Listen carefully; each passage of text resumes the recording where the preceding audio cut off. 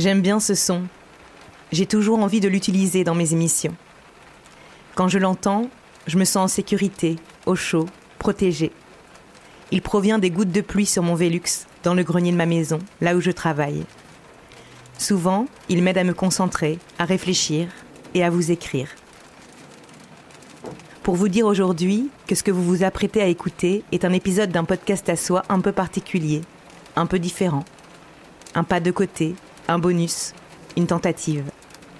Il y en aura quelques autres comme celui-là, de temps en temps, sur le fil d'un podcast à soi. Il s'agit de récits de vie quotidienne, portés par des voix de tous horizons. Des chroniques ordinaires du patriarcat à travers les menus détails.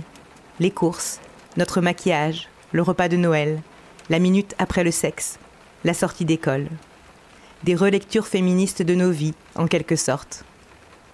Il s'agit aussi et surtout de faire entendre les pistes d'émancipation, les résistances qui se nichent dans les détails du quotidien et qui ne sont pas dénuées de contradictions, de retour en arrière, de déception, mais aussi d'avancées et de redécouvertes, de réappropriation.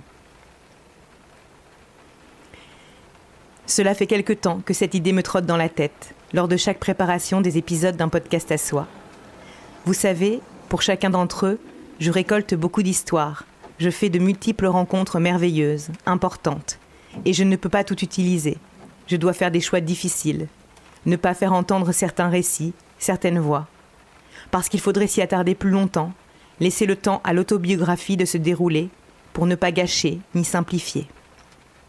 Alors, sur un petit carnet, j'ai une longue liste de femmes à recontacter. Une pêcheuse de crevettes, une travailleuse domestique pour de grands patrons, une petite fille féministe. Et puis, j'ai aussi caché au fond de mon disque dur des voix enregistrées et jamais partagées. Il est temps de le faire aujourd'hui. Ça s'appellera « Une vie à soi ».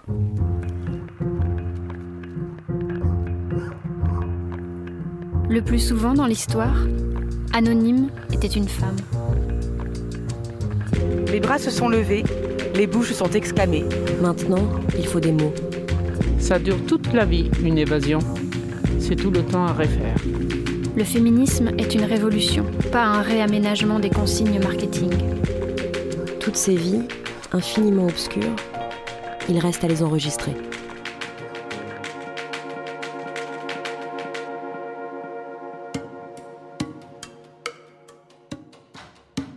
Une vie à soi, par Charlotte Bien-Aimée. Les désirs de Sophia.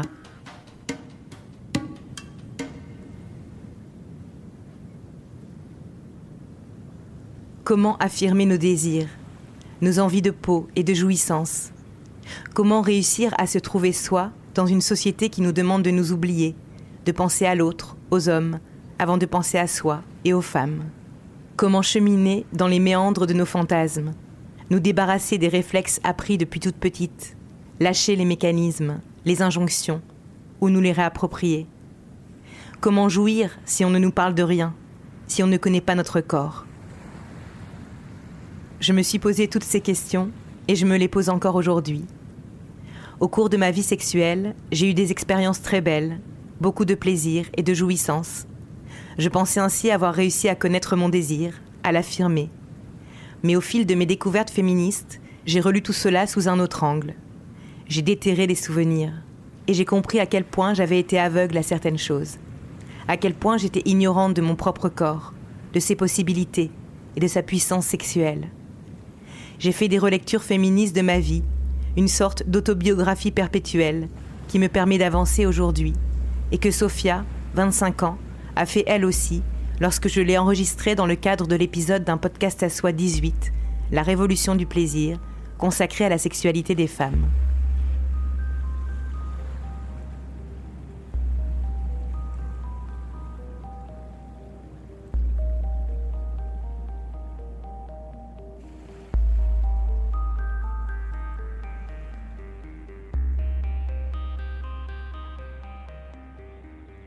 J'étais toute petite en primaire. Mon père, il laissait traîner des BD sexy, érotiques, plein de choses à la vue des gens, tranquille dans la famille. Du coup, j'ai trouvé ça avant de savoir comment on faisait des enfants. J'ai ramené ça en primaire. J'ai ramené toutes les copines. Je leur ai dit hey, regarde, c'est ça un zizi. C'est ça un vagin, regardez comment ça se passe et tout. Mais je savais même pas comment on faisait d'enfants. On était juste là, waouh, c'est ça un corps, c'est ça des gros seins.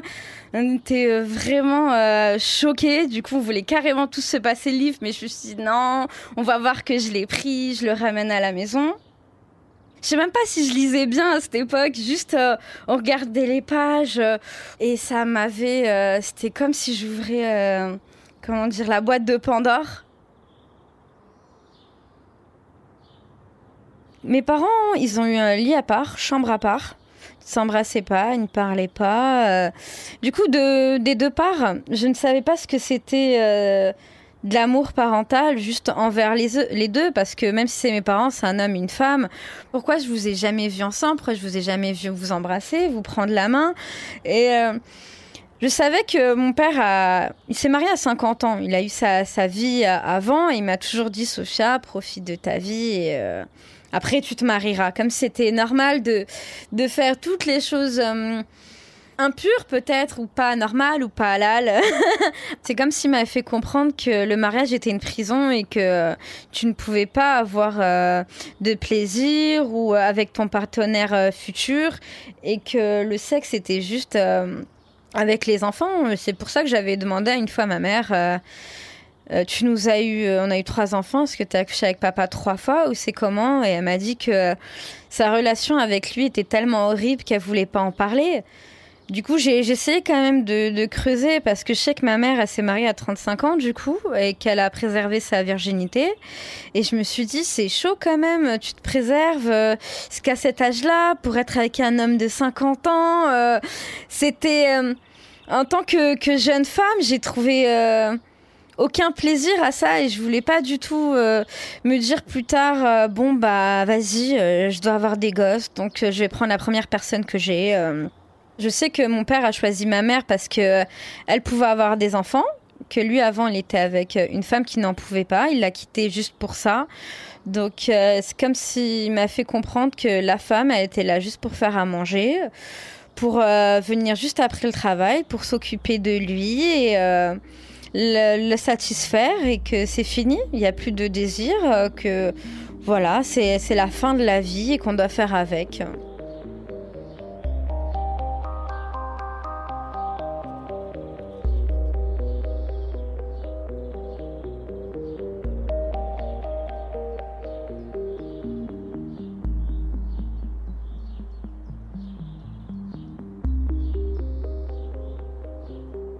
Ensuite, avec le temps, j'ai trouvé des romans érotiques que j'avais trouvés chez moi. Je les lisais en cachette parce que du coup, il n'y avait rien d'autre à faire pour moi, tellement les parents, mon père était que sur la télé. C'était plutôt des histoires. Qu'est-ce que cet homme voudrait faire à cette femme? Pourquoi il pense à elle? Du coup, j'avais le désir qui montait. J'aimais beaucoup lire ça. Quand on voit toutes ces choses érotiques, la masturbation féminine, on n'en parle pas, on ne sait même pas que ça existe, qu'on peut se faire du bien à soi-même. Je pense que j'ai essayé, mais je me suis dit, ma peau contre ma peau, ça faisait rien en fait, ça me touchait, ça me faisait aucun plaisir, aucune sensation. Je savais pas quoi toucher, quoi. J'ai essayé mes seins, mais aucune sensation au sein. Je savais pas où toucher.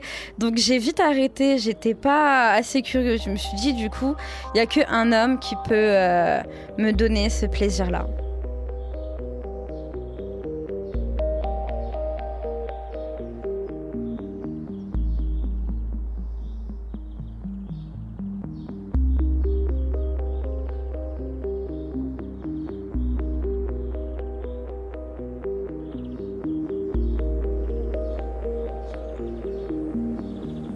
Je ne viens pas du même milieu social que Sophia. Et pourtant, même si le sexe n'était pas tabou chez nous, les mots n'étaient jamais posés non plus. Et aucun outil n'existait à ce moment-là pour apprendre à se découvrir. J'ai très longtemps eu honte de me masturber, honte d'en parler, jusqu'à il y a peu. Et pour les relations sexuelles, que j'ai toujours envisagées comme nécessairement hétéro, j'ai dû découvrir toute seule, peu à peu, au fil des rencontres, des expériences bonnes ou mauvaises. Je pensais être sûre de mes désirs, et en même temps, je me fondais toujours dans celui des autres, comme ce fut le cas pour Sophia.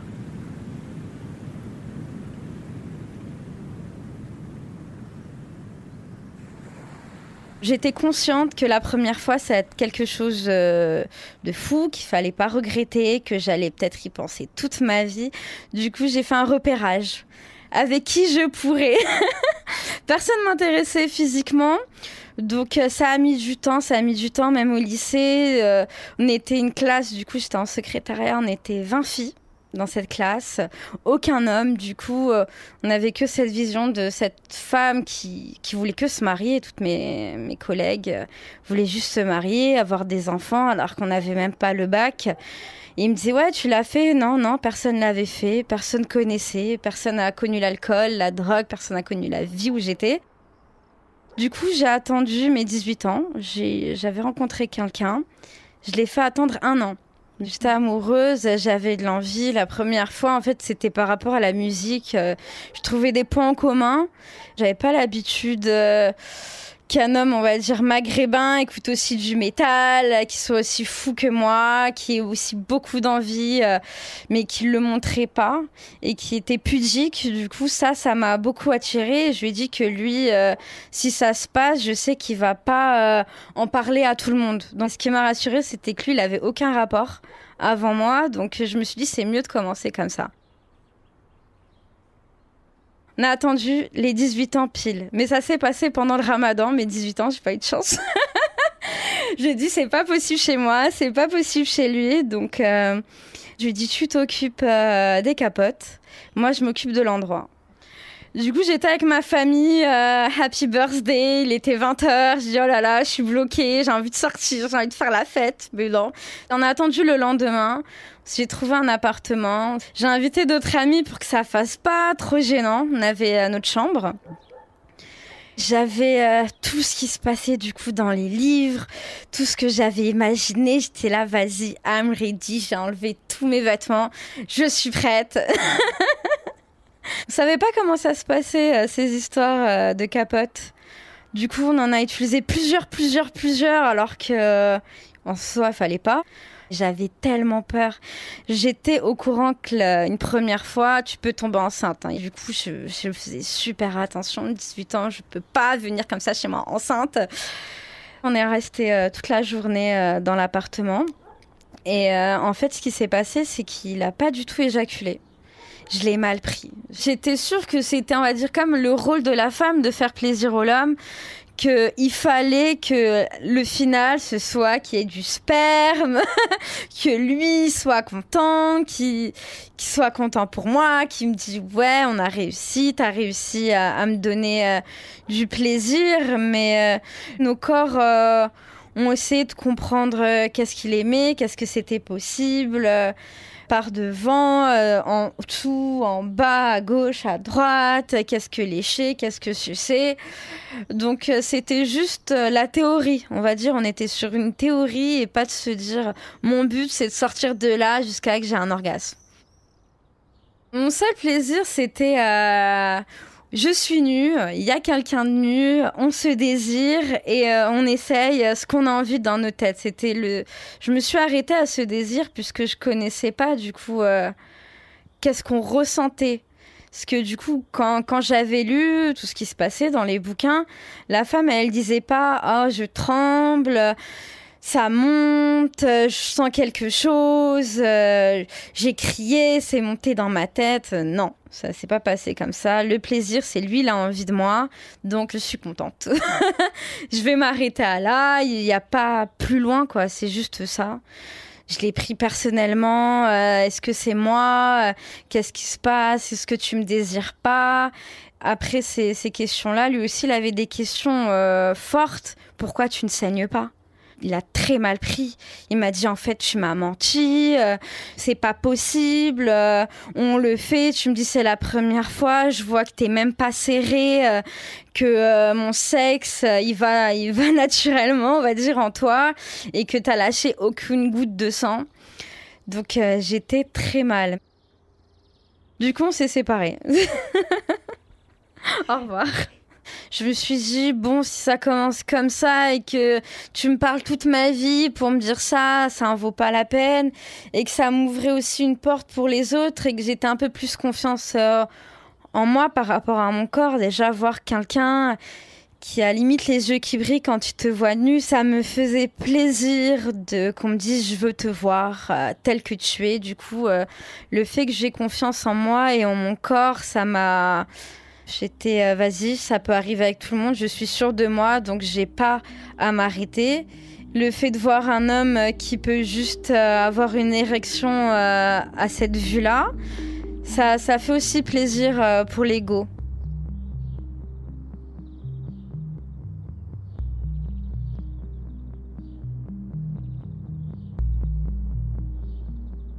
Après, j'ai dit, vas-y, je suis prête. J'étais à la recherche. J'ai carrément fait une liste, quoi. Qu'est-ce que j'ai pas appris? Qu'est-ce que je pourrais apprendre? J'étais ensuite, tout de suite après ça, dans cette formation, dans le bâtiment. On était 10, que des hommes avec moi. Et là, il y avait un homme qui me faisait rire, sourire. C'était là, du coup, la première fois que je savais ce que c'était l'alchimie. Du fait qu'on s'entendait bien, mais peut-être qu'on s'entendrait mieux au lit. On avait 5-6 ans d'écart. J'ai attendu qu'il n'y avait personne à la maison. Ça s'est fait. Et au final, il m'a avoué que j'étais sa première fois et qu'il était dans une religion catholique, protestant, qui s'était toujours dit qu'il allait attendre le mariage. Je savais pas comment le prendre, mais j'ai dit, bon, c'est ta première fois, il faut fêter ça, même si t'es un homme. J'ai allumé une petite bougie, j'ai dit, il faut fêter ça, qu'on soit bien, en détente. Mais le truc, ce que j'ai pas aimé, ce qui m'a dérangé, c'était qu'on me dise, ça va, t'as aimé, j'ai aimé ce que tu fais. Ça m'a vite dérangée. Il souhaitait être rassuré. Alors que moi, même moi, je sais pas ce que j'aime. Donc, tout ce qui passait, ça allait, en fait, parce que toute expérience est bonne à prendre. En fait, quand je vois le sexe, c'est plus une relation... on est plus dans la brutalité. C'est nos corps, c'est animal. C'est comme si un tigre, il vient... il montre qu'il veut te manger et après il se frotte à ta jambe pour dire ça va, je t'ai pas fait peur. Ça casse tout le mythe de ce tigre. Juste après ça, on a dû se séparer. J'ai dû être dans une entreprise dans le bâtiment. Et comment dire, j'ai rencontré quelqu'un avec qui on bossait dans les chantiers. Et on s'est vu un soir, en dehors du travail. On a bien bu. Ce qui m'a marqué, j'en parle, c'est qu'on s'est retrouvés dans son lit, un peu bourré. Et là, il me dit, je sais que t'aimes par les fesses. Genre, pourquoi? Je suis maghrébine, on est connus. Je sais qu'il y en a beaucoup, en vrai. Comme elles attendent le mariage et que du coup, on en parlait, qu'on saigne dans nos premiers rapports, on est tellement sûr de ça qu'on se dit, bon, bah, les fesses, on va passer par les fesses. Alors qu'en vrai, non, notre première fois, on n'est pas obligé de saigner. Et il était tellement sûr de lui et j'avais tellement beaucoup bu qu'il m'a réveillée comme ça, directement. Est-ce que c'est parce qu'on change de trou? Est-ce que parce que tu penses que c'est bon pour moi? Est-ce que parce que t'es sûr de toi et que je t'ai même pas dit oui, tu passes par là? C'est longtemps après que je me suis dit, je peux considérer ça comme un viol. Tu me réveilles dans la nuit, je sais même plus où je suis. C'est le lendemain qu'il me dit, mais je pensais que t'avais l'habitude. Et alors, même si j'ai l'habitude, d'où tu te permets de... Bon, soit je me suis dit, bon, bah, j'ai pas eu mal. C'est la première fois que j'ai ressenti une autre sensation que je connaissais pas du tout, qui était totalement différente. Ça me prenait par tout le corps. J'ai jamais ressenti ça. Ça venait par mes mains, partout. Je me dis, est-ce que ça me plaît? Est-ce que c'est sale? Déjà, c'est les fesses, quoi. On sait pas ce qui se passe. On sait pas. C'est un truc de gay. C'est un truc sale. Ou surtout aussi parce qu'il n'y a pas cette vision face to face. Le fait qu'on ne se voit pas peut mettre en confusion la personne. Et en tant que femme, on peut se dire, il ne me voit pas dans les yeux. Du coup, lui, il fait sa chose. Et moi, je suis juste là pour qu'il se vide, en fait. Voilà. J'étais encore là, j'étais à fond, je persistais, on était là dans les chantiers, j'étais dans toute cette excitation de on va découvrir, qu'il essaye de m'apprendre d'autres choses. C'était marrant d'être, du coup, travailler dans les chantiers chez des gens, de voir... c'est comme si on s'immisçait dans d'autres endroits, dans les salles de bain des autres, sur la cuisine des autres, sur le sol, le tapis. Voilà, on finissait notre chantier. Du coup, on a de la chance, il y a une douche. Du coup, on pouvait repartir tranquillement chez nous, détendus.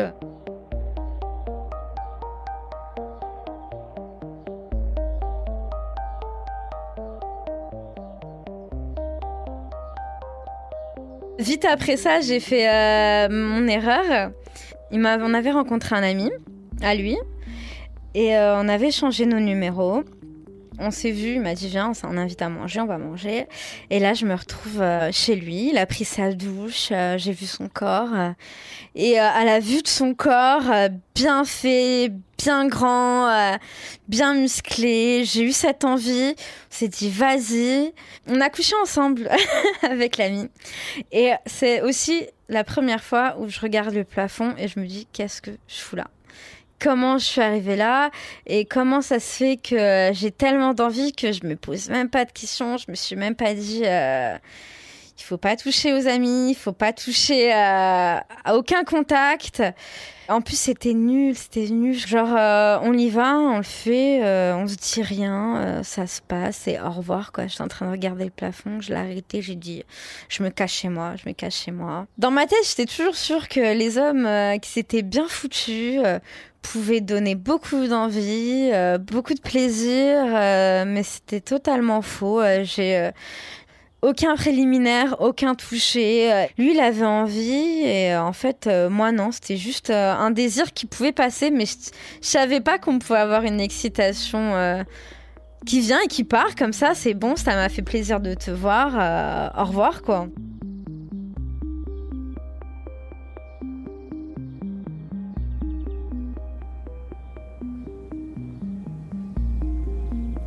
En écoutant Sophia, j'ai reconnu mes premières expériences, ce désir immense, cette joie, cette énergie et ces déceptions, ces incompréhensions des relations que j'avais acceptées sans vraiment savoir si j'en avais envie, ce flou dans mon consentement. Je me suis retrouvée à 15 ans dans le lit du frère d'un ami, 10 ans plus âgé que moi, alors qu'il ne m'attirait pas particulièrement. Il a bien insisté pour venir me chercher en voiture au lycée un midi. Je savais que je ne voulais pas avoir ma première expérience sexuelle avec lui. Quand il a insisté, j'ai su le repousser. Mais il n'était vraiment pas content. Souvent, je me dis que j'ai eu de la chance de retourner ensuite en cours de physique sans avoir été violentée. Toute contente sur le coup, en pouffant avec mes amis. Et puis après, abasourdie. Qu'est-ce que j'avais fait là-bas ? J'ai compris aujourd'hui que j'avais surtout été flattée. Être désirée par un homme plus âgé, c'était déjà formidable. Il ne fallait pas passer à côté de l'occasion. Je voulais désirer, j'aimais l'être, mais je n'étais pas armée pour comprendre exactement où se situait ce désir et sur qui. C'est la même chose lorsqu'à 14 ans, j'ai finalement cédé aux avances d'un garçon ravagé de tristesse après que je l'ai repoussé plusieurs fois. Un jour, il a soulevé mon t-shirt par surprise pour palper mes seins alors que je ne voulais pas. Juste après, il m'annonce qu'il avait des choses à faire et me met littéralement à la porte de chez lui en riant. Il a voulu me punir de l'avoir éconduit. Je l'ai tout de suite compris. Aujourd'hui encore, quand je passe devant cette maison, je me revois devant cette porte, incrédule. Je sais maintenant que j'ai vécu une agression sexuelle. Je sais aussi que céder n'est pas consentir. Grâce aux travaux de femmes comme Clotilde Leguil, par exemple, qui, dans son livre « L'expérience de la passion », explique que l'angoisse dans le rapport à l'autre peuvent brouiller la frontière entre le consentement et le forçage. Elle montre que le désir n'est pas la pulsion et que la confrontation au forçage laisse une marque ineffaçable. En tout cas, je crois que je ne me suis jamais sentie aussi humiliée que ce jour-là. Sophia en a vécu une belle aussi d'humiliation lorsqu'elle est entrée dans son école pour devenir peintre en bâtiment.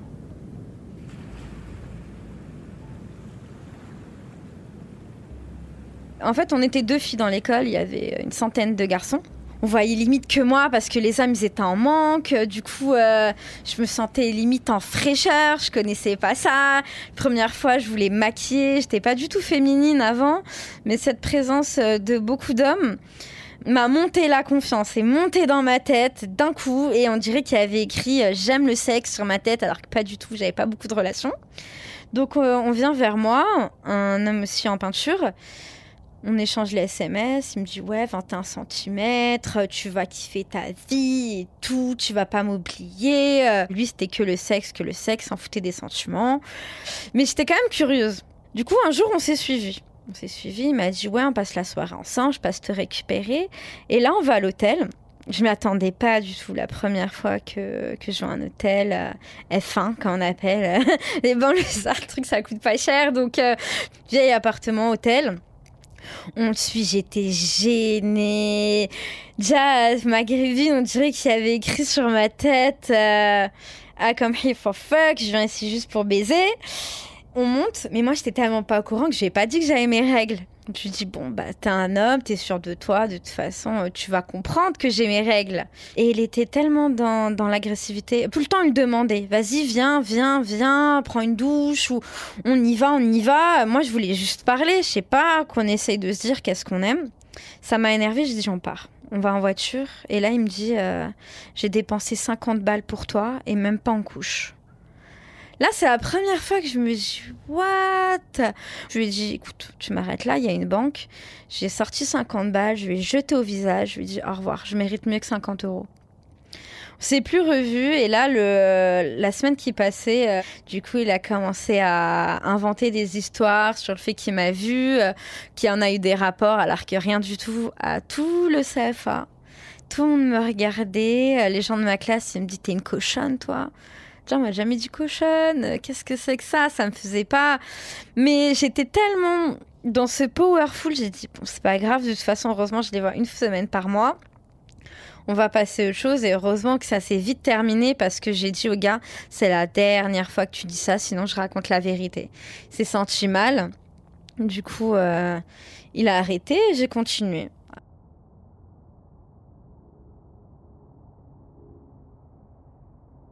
C'est comme si le sexe... J'avais tellement des problèmes chez moi que j'avais envie de rencontrer d'autres personnes et que je me suis dit, bon, bah, comme j'ai pas vraiment besoin d'amis, comme pas vraiment de gens arrivent à me faire rire ou à me faire sortir, à me faire kiffer, que juste le désir et le fait de laisser son corps s'échapper comme ça, d'oublier où on est, de sentir juste un sentiment, ça me faisait du bien. Je revenais chez moi tranquille, comme si j'avais pris un médicament, un antidépresseur. Du coup, je pensais pas encore à mon plaisir, à moi, à ma jouissance, à mon orgasme, mais ça me libérait d'une charge. C'est comme si je faisais du sport, comme si un boxeur il tapait tellement fort sur quelque chose, ou des gens qui cassent des objets, ça me libérait cette charge qu'il y avait chez moi, de ce stress.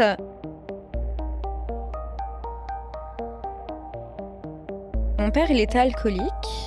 Je ne pouvais pas passer une journée sans boire et il nous mettait la pression, même si j'étais pas majeure, à me dire va me prendre des bières, va me prendre ça, et que sa vie, je trouve qu'elle était tellement triste qu'il s'en prenait à nous. Comme il n'avait pas ce qu'il voulait, il n'avait pas cette joie de vivre. Mes parents, ils avaient aucune activité extérieure.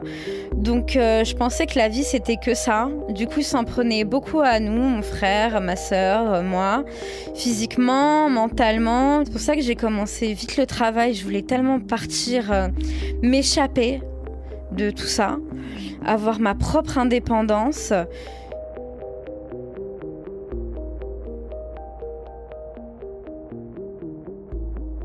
J'avais rencontré une autre personne à l'école.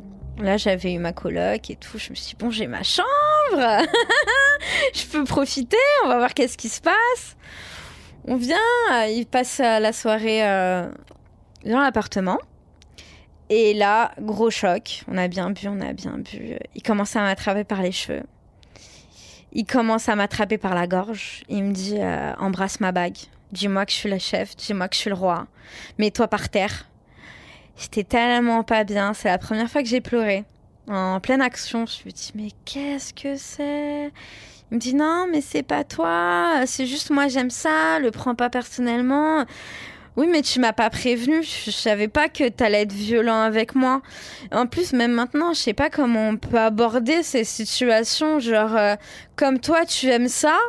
Comment tu peux bien réagir par rapport à moi, par rapport à des actes violents, agressifs ou très dominants. Tu veux me voir très soumise et que parce que toi, t'es excitée par rapport à ça, tu peux te permettre plusieurs choses. Heureusement, j'étais chez moi parce que ça fait peur, hein, la première fois. Surtout quelqu'un qui est fort, il était militaire, il prenait mes bras, j'arrivais plus à bouger.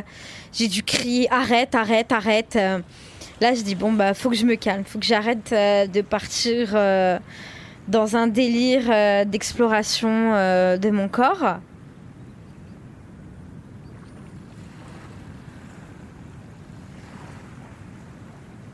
Ça me fait de la peine quand j'entends Sophia dire qu'il fallait qu'elle arrête toutes ses expériences avec son corps après les mauvaises rencontres, comme si elle était responsable.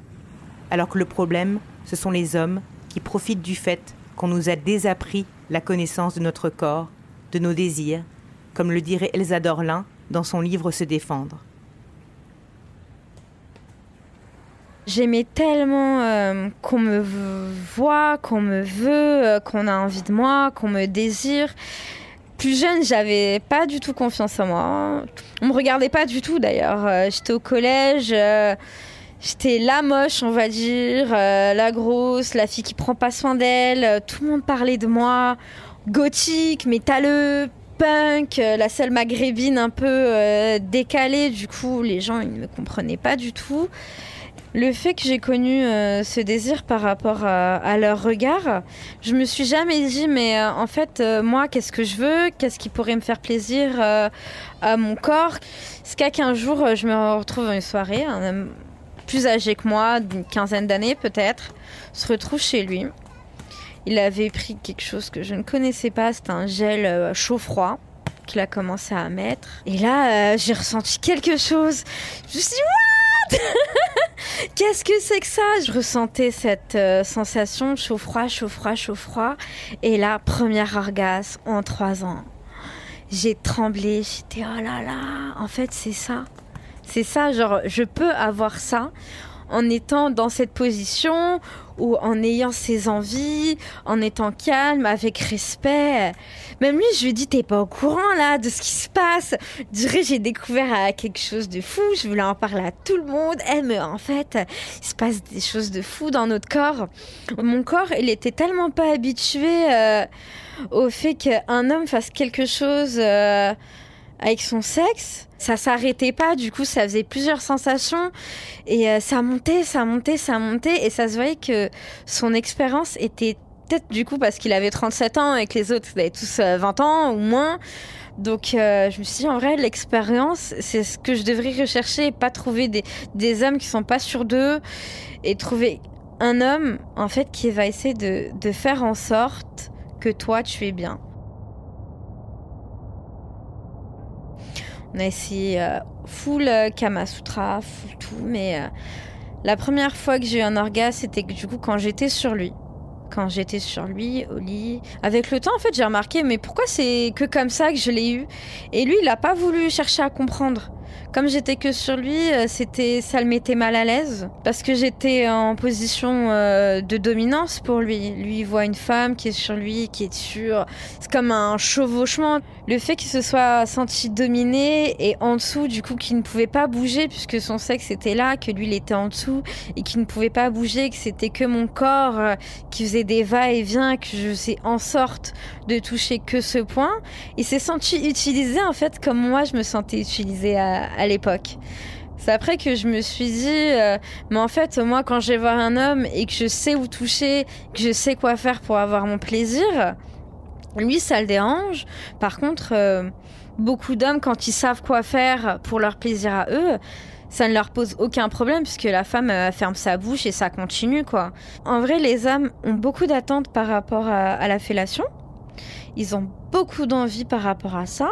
Ils veulent même que ça finisse comme ça, qu'on prenne du temps sur leur sexe avec notre main, notre bouche, qu'on soit à fond, qu'on se mette même à terre et que eux en haut de nous. Par rapport à moi, quand je demandais de me faire lécher, c'était comme si c'était pas normal. En fait, ils voient pas que toi t'aimes ma bouche, donc moi je pourrais aussi aimer ta langue sur moi. On dirait quand il me léchait, c'était comme si waouh, c'était cadeau quoi. C'était mon anniversaire carrément. J'avais le droit. J'ai fait des bonnes choses, donc je te remercie. Grâce à ça, ça a duré 2 minutes et c'est bon. Juste parce que t'as mis ta tête entre mes jambes, je devrais être contente. Basta.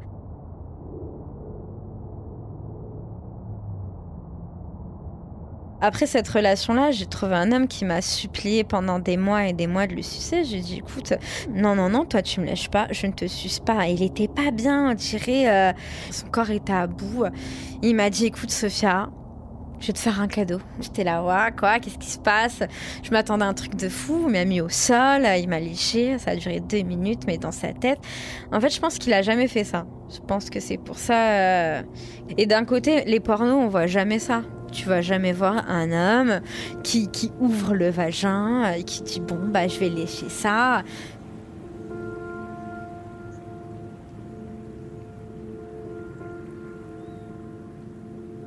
Ces derniers temps, on entend beaucoup parler du clitoris. Mais il me semble que la pratique du cunnilingus reste encore peu explorée, peu détaillée. Elle est peu représentée ou suggérée dans les films, les BD, les livres. Comment lécher? Où? Combien de temps? Parfois, le cunnilingus me semble même être moqué, en tout cas dans les relations hétéros. Ça passe toujours un peu après. Pas étonnant que personnellement, j'ai été longtemps bloquée à ce niveau-là. Je n'avais pas honte de mon corps ou de mes odeurs, mais je ne voulais pas. Comme si ce n'était pas bien, pas possible, inenvisageable. Petit à petit, grâce aux réseaux sociaux, aux livres, très récemment à Jouissance Club ou au b.a.-ba du sexe entre femmes et queer, je me redécouvre. Je vis des quêtes quotidiennes, je lâche les amarres. J'aurais aimé connaître tout cela plus tôt, gagner du temps pour comprendre à quel point j'avais envie et besoin d'explorer 1000 possibilités, de vivre l'amour des corps comme une révolution pour me donner la force et survivre aussi.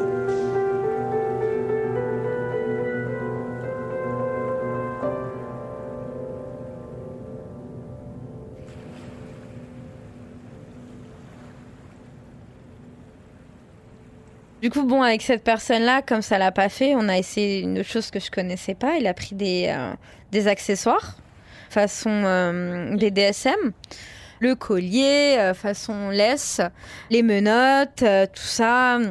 J'ai bien aimé, mais ce que j'ai pas aimé du tout, c'est que quand j'avais les yeux bandés, il a pris en photo. Genre, c'est pas normal, c'est mon corps. Tu me demandes l'autorisation de me prendre en photo. Puis ça va tellement vite. En fait, les hommes, quand ils ont des relations, ils sont tellement pressés de le raconter à leurs amis, de leur montrer alors comment elle est, son corps il est comment, son vagin il est comment. Mais bon, c'est vite séparé parce que son côté machisme... Et il était en fait violent. Au final, je l'ai su après ma première claque qu'il m'a donnée. J'ai dit non, c'est pas possible, faut que je parte.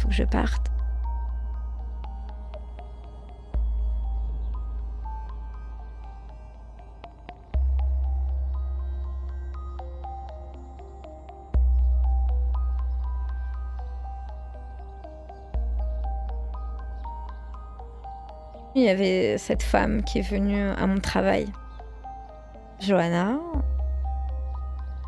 Je sais que le corps féminin, je l'ai toujours trouvé excitant, mais je voyais toujours la femme comme sensible, douce, et par rapport à mes pratiques normales qui sont plus brutales, j'avais peur de me lâcher. Je me suis dit jamais je vais me lâcher avec une femme, ça va me faire trop peur. Du coup, on s'est tourné autour. Pendant des mois et des mois, j'avais la gorge nouée. Qu'est-ce que je vais dire? Est-ce que c'est juste un plaisir physique, mental? Et aucun homme m'avait fait ça. J'étais du coup dans cette totale confiance en moi. J'allais vers les hommes sûrs de moi. J'avais les yeux qui puaient le sexe. Du coup, j'avais cette approche facile par rapport aux hommes. Mais avec elle, je ne savais jamais quoi dire. Je savais jamais quelle approche faire. Du coup, je dis, bon, on pense pas au sexe. On arrête ça. On va se calmer. Et là, je l'invite à prendre un verre. Je me suis dit, on va faire comme dans les films. Je vais l'inviter comme un date normal, sans brusque, tout dans la romance, parce que je connaissais pas ça. Du coup, après nos plusieurs verres, elle m'a embrassée. C'était total full romance, en bas de la Tour Eiffel. J'étais paralysée, j'étais rouge. La première fois que je suis rouge, en plus devant quelqu'un que je sais pas quoi dire. Je l'ai ramenée à la maison. On s'est retrouvés dans ma chambre. Donc, je me suis lancée, on s'est retrouvés nus sur mon lit, nous deux nus. Et elle a été très douce avec moi, t'inquiète pas. Je vais te montrer ce que tu peux aimer différemment. Donc là, enfin, on me touche le sexe avec des mains pendant longtemps. Je ne connaissais pas ça. J'étais en train de regarder le ciel en mode « Waouh, encore waouh, ce fameux waouh que j'avais pas eu depuis longtemps. » Me lécher, me toucher. On a fait que ça, du coup. Et j'étais quand même pas bien parce que j'avais tellement l'habitude de donner que juste recevoir, ça me paraissait pas normal. Qu'il fallait tout le temps que je donne, que nos plaisirs ils soient partagés. Pour une fois, je me suis concentrée sur mon corps. Sur mon lit, j'ai essayé de me toucher. Elle m'a dit, écoute, ça va te prendre du temps, mais il faut que tu aies l'habitude de te toucher toi pour voir où le clitoris. Et elle me prenait ma main. Elle a pris ma main. Elle m'a dit, il faut que tu touches là. Il faut que tu sois douce. Il faut que tu vois que c'est très sensible. Ça a pris du temps. Ça m'a pris 6 mois. Ce que j'ai compris, c'est que du coup, elle, comme elle savait faire, elle pouvait mieux m'expliquer comment faire avec elle. Comme elle dessine, elle m'a dessiné son vagin, détaillé, les lèvres, le clitoris. Elle m'a fait des petits points partout. Elle m'a dit, écoute, tu dois aller là, tu dois toucher ici, doucement, plusieurs fois. Elle m'a fait des flèches et tout. Va tout le temps à gauche, va pas à droite. Quand tu touches là-bas, il faut que tu prennes tout le clitoris, que tu le descends. Du coup, je me sens comme une étudiante, mais ça me fait plaisir. Et j'ai de la chance qu'elle soit patiente parce que maintenant, il n'y a que ça qui me plaît. Je ne veux même plus de pénétration parce que je savais pas que... En fait, ça me mettait tellement bien et que j'allais tellement vite dans l'intensité.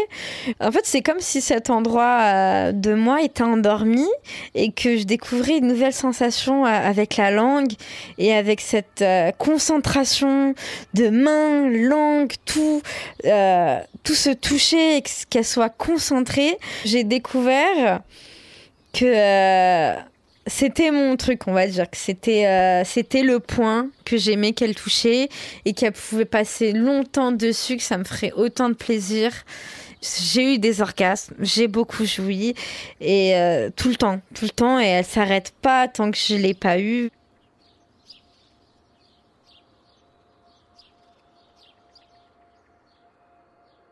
La séduction et l'humour, c'est ce qui nous fait déjà le plus grand bien.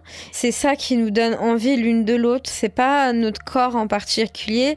C'est que le fait que j'aime comment elle est avec moi, j'aime comment elle prend soin de moi, j'aime comment elle est à l'écoute de mon corps, que ça va me donner encore plus envie d'être meilleure pour elle. Du coup, je me sens beaucoup mieux mentalement.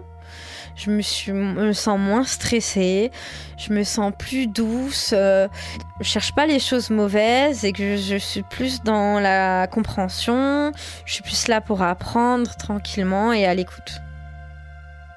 Du coup, comme on est ensemble et que je suis vraiment dans un amour fou, je me suis dit je suis lesbienne de elle.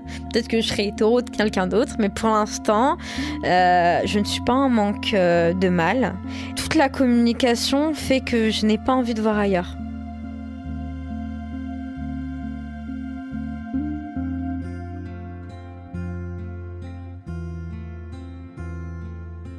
J'entends déjà certaines d'entre vous se dire « Bon, Mais moi, je suis hétéro, on ne va pas toutes devenir lesbiennes quand même. Et j'ai lu ces phrases dans des livres bien trop souvent à mon goût, ces derniers temps.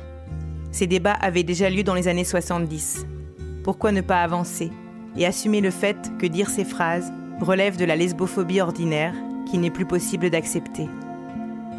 Cela peut blesser des femmes lesbiennes et bi, mais peut aussi inhiber des personnes qui s'interrogent sur leur sexualité ou qui ont des difficultés à l'assumer. D'autant plus que la sexualité est quelque chose de fluide, de changeant, et qu'il ne s'agit pas que d'attirance, mais aussi et surtout de rapports de domination. Comme l'explique Manon Garcia dans La conversation des sexes, notre sexualité est façonnée par de puissantes normes de genre. Cela ne veut pas dire que c'est impossible de changer les choses dans les relations hétérosexuelles. Cela ne veut pas dire que les rapports entre femmes sont dénués de domination. Chacune fait ce qui lui semble le mieux pour elle.